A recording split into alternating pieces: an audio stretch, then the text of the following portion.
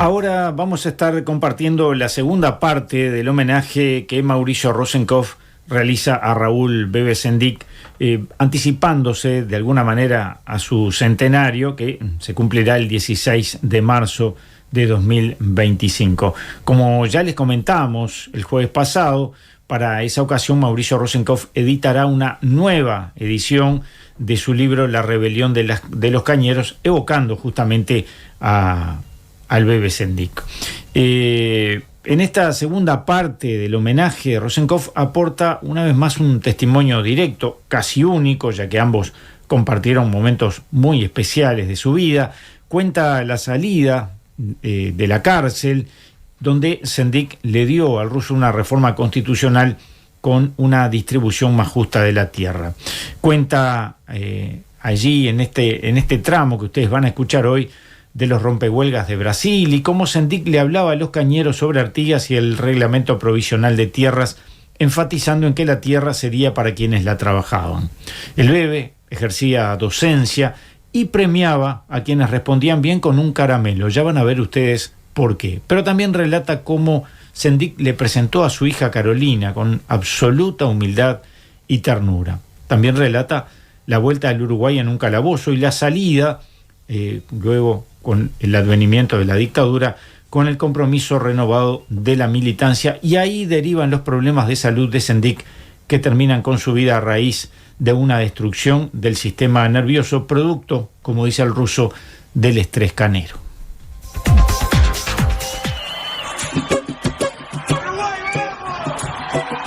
Desde este momento, Mauricio Rosenkopf nos propone que nunca falte en Info 24.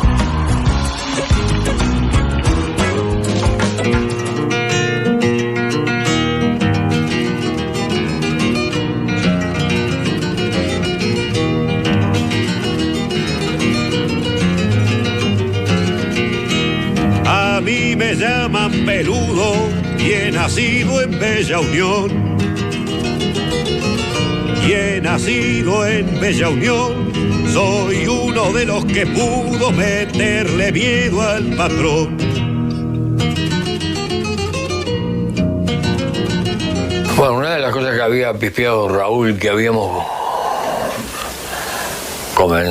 conversado un poco picoteando el tema a orillas del Mar Marajá, era que los trabajadores se organizaban, marchaban a Montevideo, hacían reclamo, por ahí les salía una nota positiva en el Parlamento, una ley que nunca se aplicaba, o al menos en esa instancia. Después pegaban la vuelta y se encontraban que ya estaban peones de la frontera a Brasil, que se habían ocupado de hacer el trabajo que ellos habían dejado de hacer, y esto pasaron una lista negra.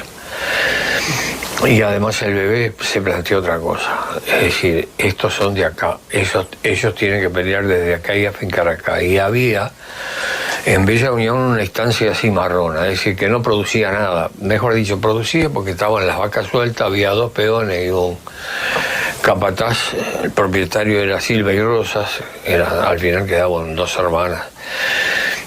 30.000 hectáreas, eso es tierra para una república como las hay.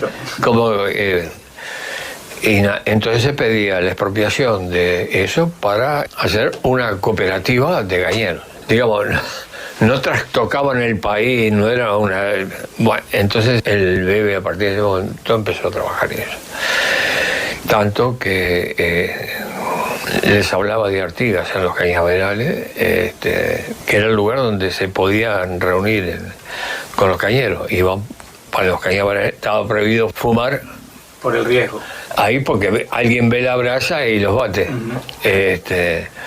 Entonces les enseñaba y les decía que... Les contaba del reglamento provisional de la campaña, la tierra, Artigas. Tema de Artigas que se menciona poco y se practicó nunca, porque nunca hubo una marcha reclamando tierra en este país, a no ser las que organizó Raúl Sendik. Y el reglamento provisional de Artigas decía: la tierra será distribuida con la prevención de que los más infelices sean los más privilegiados.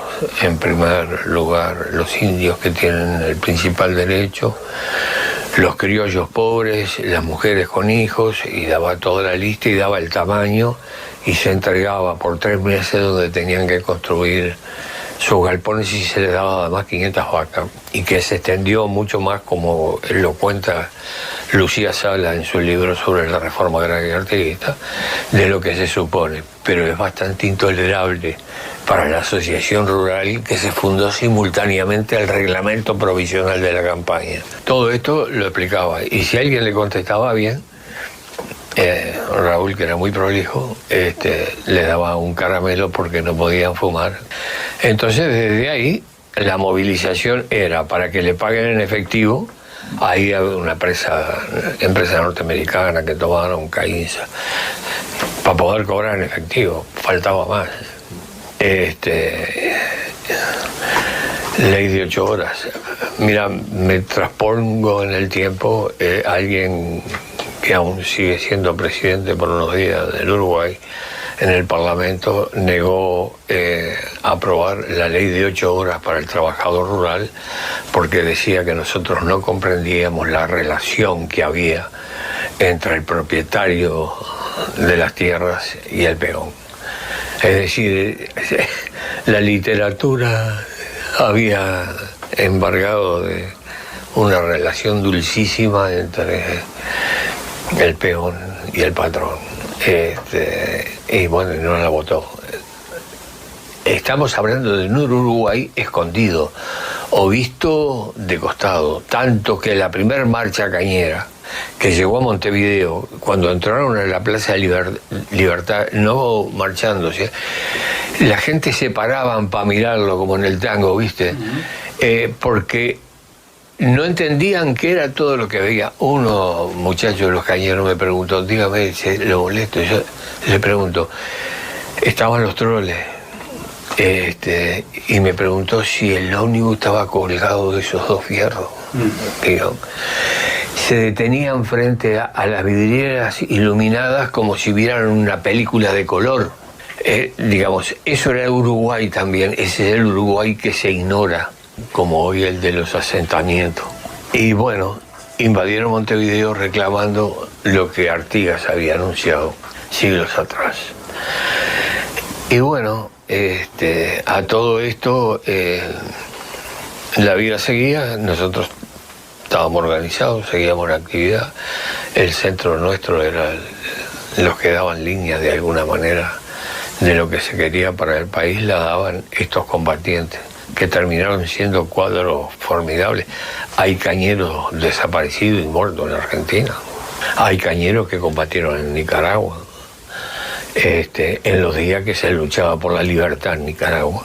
Y bueno, y te cierro este capitulito contándote algo muy entrañable. Teníamos en los bajos de un boliche que atendía al público un espacio compartimentado donde se reunía el ejecutivo. Y un día salimos con Raúl y dice, vení, camina conmigo, vamos a dar una vuelta y cuando yo te diga no mires, te tengo que mostrar algo.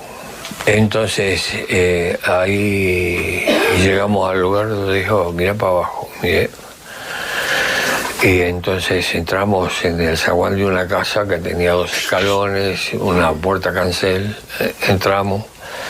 Lo primero que vi que me llamó la atención era un cajón de verdura, de los grandes, con unas delicadezas alrededor, una tela blanca, fruncida. Entonces me lleva hasta ahí y me dice, Carolina.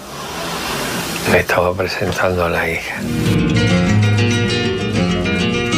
Con mi china y mis gurises, sin maleta y desarmado.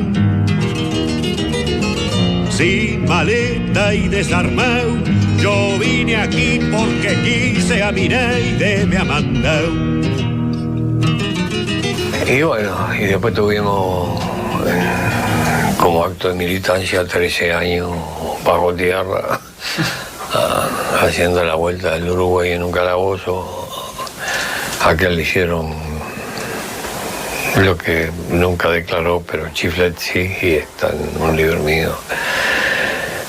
La historia del aljibe, que lo tuvieron adentro de un aljibe. Bueno, al final salimos y bueno, había que recomenzar la organización. La conferencia de prensa no vino porque no estaba en condiciones. Tenía un balazo cuando lo fueron a detener y se tiroteó, y Alberito se dio al Rufo y no me entregó, que era su seudónimo en ese momento. Y entonces hacía reuniones en la casa del hermano, en el Ejido 888, allá casi al mar, donde yo pasaba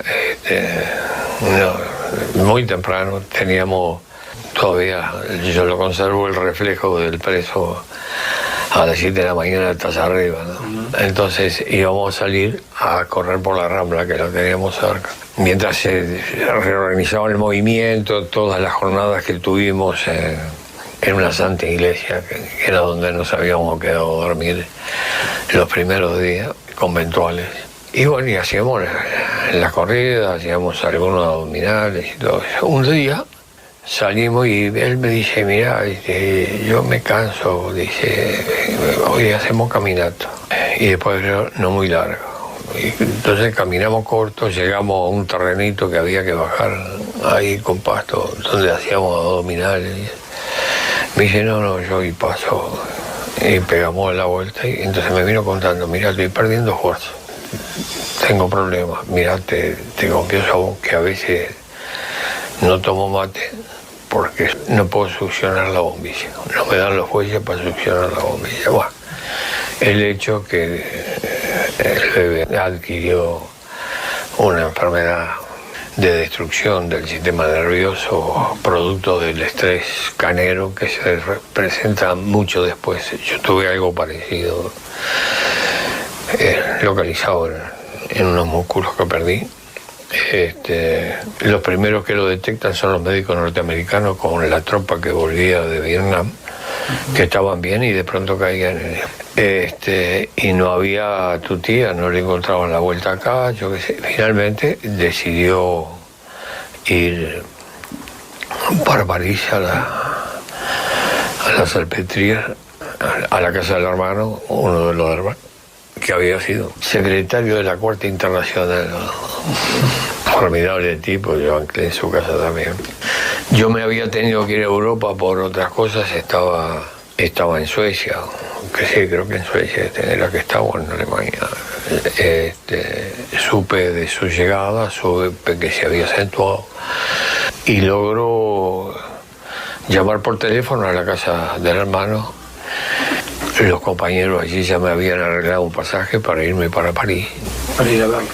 Para estar con él. Uh-huh. Entonces, me atiende el teléfono Seña, una compañera de Raúl, y me dice bajito, mira, no está bien, yo te paso con él, pero habla poco, no se le entiende. Le digo, mira, le comenté, mira, tengo idea de tirarme para París, que acá me arreglan. Y dice, espera un poco. Me dijo, me pasó con el bebé. Tratamos de establecer un diálogo, como andaba, que venía, una broma que yo le hice, y él, las respuestas que decía resultaban confusas porque estaba muy trabado, y sentimos los dos que no había margen para diálogo. Entonces, y este es el final de esta parte de la historia. El bebé que me dice, chao, ruso. Y yo que le contesto, chao, bebé. Esa fue la despedida. Vine con otros 70 y el gobierno se asustó. Y el gobierno se asustó. Vaya sacando la cuenta, no pregunte quién soy yo.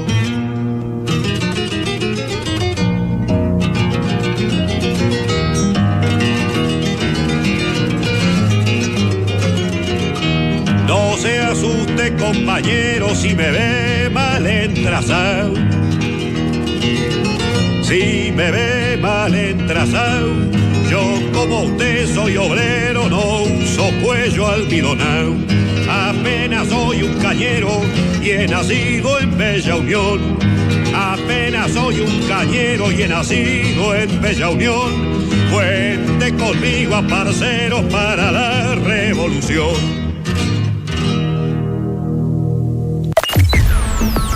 Info 24, la actualidad que nos mueve.